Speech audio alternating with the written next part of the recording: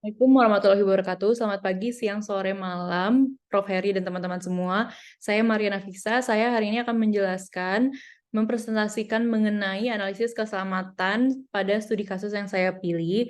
Izinkan saya share screen terlebih dahulu.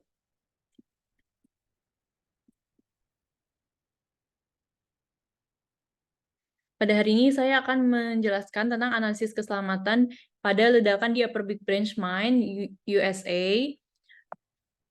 Berikut yang akan saya jelaskan pada hari ini. Latar belakang kasus pada kasus ini adalah, jadi pada tanggal 5 April 2010 terjadi ledakan besar di Upper Big Branch Mine di pertambangan milik Massey Energy yang terletak di Virginia Barat, Amerika Serikat. Pada ledakan ini menewaskan 29 pekerja tambang, di mana setelah dilakukan penyelidikan terbukti bahwa adanya penumpukan gas metana dan debu batu bara di ruang area kerja pertambangan tersebut, dan yang seharusnya gas metana ini nih bisa keluar bila ada ventilasi yang baik. Tapi ternyata Massey Energy mengabaikan keselamatan sehingga sistem ventilasi yang buruk tersebut tidak diperbaiki, tidak diganti, dan tetap saja proses pertambangan terjadi sehingga gas itu menumpuk, terus ada percikan dari mesin tambang yang digunakan mengenai akumulatif gas metana tersebut sehingga terjadilah ledakan yang hebat. Nah, pada kejadian ini banyak sekali regulasi, hukum, dan kode etik yang dilanggar oleh Massey Energy. Apabila mereka tidak mengabaikan keselamatan dan K3L-nya, tentunya ledakan ini bisa dihindari. Nah, ini berikut analisis insiden dan kronologi detail terhadap kasus ini, di mana terjadinya pengabaian standar keselamatan, ventilasi tidak memadai, dan tidak adanya pengawasan gas metana sehingga terjadinya uncontrolled gas release dan adanya sumber api yang memicu ledakan juga, sehingga semua hal itu menyebabkan ledakan yang hebat. Nah, insiden sequence analisis pada kasus ini adalah, pertama, initiating cause-nya yaitu Massey Energy melanggar regulasi keselamatan dan melanggar hukum. Yang kedua, pengabaian sistem K3, lalu sistem ventilasi tidak berfungsi dengan baik, kegagalan pengendalian gas metana dan debu batu bara, ketidakpatuhan terhadap aturan, dan juga kegiatan pengerukan gunung untuk mengambil batu bara sehingga tidak baik untuk lingkungan. Lalu deviation-nya yaitu memanipulasi catatan keselamatan yang disengaja dan mengintimidasi penambang dan pekerja untuk tidak melaporkan pengabaian yang terjadi, lalu memprioritaskan produksi dibandingkan keselamatan, tidak ada waktu untuk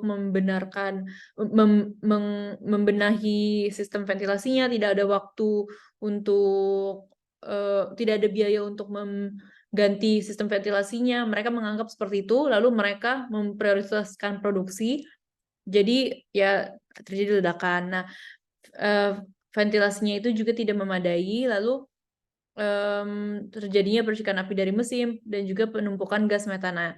Nah, lalu loss event-nya adalah terjadi ledakan besar dan area tambangnya hancur. Impact-nya tentunya korban tewas dan luka parah serta bahaya yang sangat besar bagi lingkungan dan masyarakat.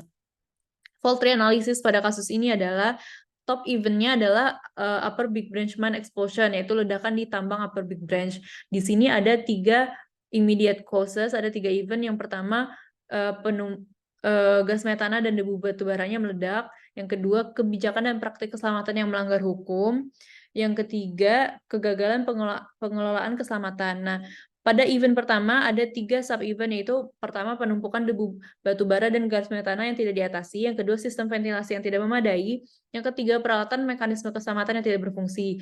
Lalu, yang kedua ini, event yang kedua ini, immediate cause yang kedua ini ada 3 sub-event juga. Yang pertama, kondisi buruk di tambang yang diketahui oleh pekerja tapi diabaikan. Lalu, pelanggaran terhadap standar keselamatan. Yang ketiga, tekanan politik dan budaya perusahaan yang mengabaikan keselamatan. Nah, pada immediate cause yang ketiga ada 3 sub-event, yaitu pengabaian terhadap masalah ventilasi, penggunaan kekuasaan perusahaan yang tidak seharusnya, dan kelalaian dalam melaksanakan standar keselamatan dan inspeksi. Nah, para sub-event ini merupakan root-nya dan berimpact langsung terhadap immediate cause, di mana immediate cause ini berimpact langsung terhadap ledakan yang terjadi. Lalu event tree analysis pada kasus ini yaitu terjadi ledakan ini probabilitasnya 0,01, tapi dianalisis dulu apakah ventilasinya berfungsi. Kalau iya, probabilitasnya 0,99 sehingga tidak terjadi ledakan dan penumpukan gas metana dapat diatasi sehingga probabilitasnya 0,000099.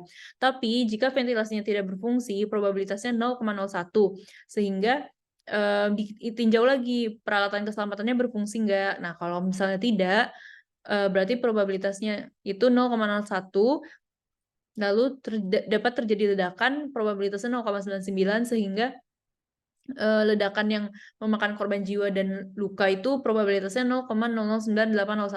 Tapi bila tidak terjadi ledakan, tidak ada korban jiwa, maka probabilitasnya 0,00099. Tapi jika peralatan keselamatan yang berfungsi, probabilitasnya 0,99, terus terjadi ledakan, berarti itu ledakan kecil tanpa korban jiwa, probabilitasnya 0,009801. Tapi bila tidak terjadi ledakan, berarti penumpukan gas metana dan debu batubara itu dapat diatasi sehingga probabilitasnya 0,000099. Nah,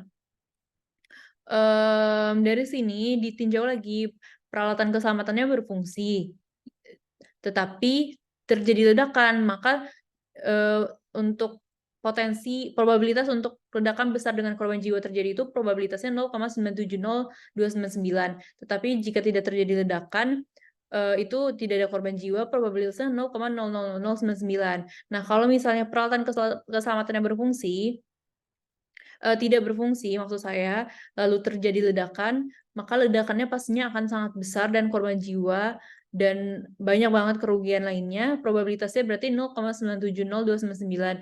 Nah, tetapi jika peralatan ventilasinya tidak berfungsi, peralatan keselamatannya tidak berfungsi dan tidak terjadi ledakan, itu tidak ada korban jiwa, probabilitasnya 0,000099 yang berarti sangat nihil atau sangat tidak mungkin, hampir tidak mungkin tidak terjadi ledakan gitu. Nah, lalu preventive safeguard analysis yang ada dari kasus ini adalah menginstal sistem ventilasi tentunya yang memadai dan berfungsi dengan baik sehingga dapat membuang gas metana dan debu batubara itu secara otomatis keluar dari area pertambangan tanpa harus menumpuk terlebih dahulu, lalu membuat prosedur safety atau SOP untuk melarang hot work di sekitar tangki yang mudah mengeluarkan percikan api, memberikan safety induction training kepada karyawan perusahaan dan pekerja di tambang, melakukan pemantauan dan pengendalian gas metana di lokasi kerja, dan pemantauan terhadap pekerja agar menuruti regulasi yang berlaku, menginstal sistem yang dapat mendeteksi level gas metana di dalam ruangan secara otomatis, mencatat, mendata, dan melaporkan level keselamatan per batch dan perharinya, melakukan audit internal secara berkala, dan juga mematuhi sistem keselamatan yang berlaku di pertambangan dan di lingkungan. Nah, mitigative safeguard analisisnya itu untuk mengurangi dampak kecelakaan dapat dilakukan sistem mitigatif berikut: meningkatkan instalasi sistem, memastikan sistem mitigasi, meningkatkan pengamanan tanggap darurat terhadap bencana, membentuk tim manajemen krisis, dan membentuk fasilitas kesehatan darurat. Terima kasih, sekian dari presentasi dari saya. Wassalamualaikum warahmatullahi wabarakatuh.